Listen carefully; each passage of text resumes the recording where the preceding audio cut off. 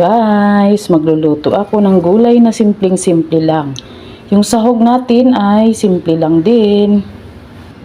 Ito ay daing na kunting-kunti lang din siya guys kasi maalat ito. Daing na parang barilis. Yan. Yan lang. Tsaka ito din. Ito kunting-kunti lang din yan. Kasi ang gulay ko ay kunti lang din. Kaya simulan na natin guys ang ating pagluluto. Lagay na natin ito.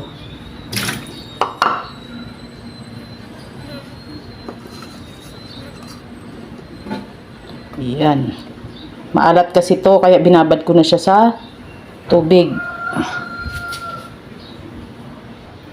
Kahit itong dried alamang guys ay binababad din sa tubig kasi pag ano ito ay may mga pino ng mga buhangin yan. Kaya kailangan ko siyang hugasan, binababad. Ayan. Kasi kung hindi natin ibababad, makakain natin yung mga buhangin. Kaya yan, kanina ko pa siya binabad kaya yan. Lagay na rin natin.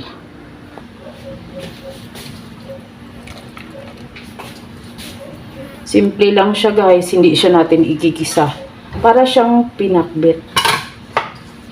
Yan, lagay na natin ang ating mga sibuyas. May luya na rin yan. At kamatis. Ayan. Kunting timpla na lang yan guys. Ito yung ititimpla natin guys. Oh. Bagoong na boneless. Yan, kunti lang. At siyempre maglalagay tayo ng ating pangka-enhance ng ating lasa. Kunti lang din. Yan, okay na yan. Yan guys, lagyan natin ng kunting tubig.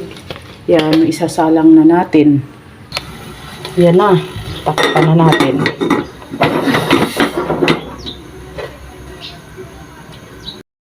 Guys, kumulo na, check natin.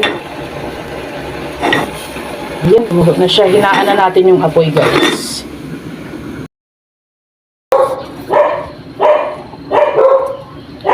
Yan guys, check na natin kasi kanina ko niluluto. Yan. Ito talaga yung mga gusto kong luto. Yung hindi mamantika. Sarap nito guys, oh. Tikman na natin.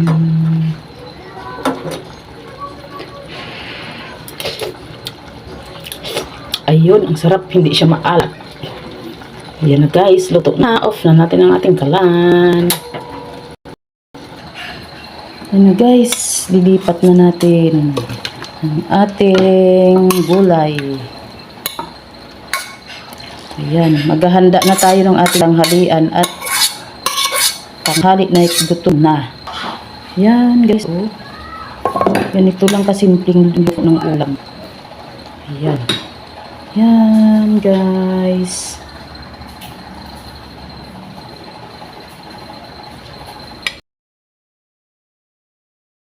Na tayong kumain.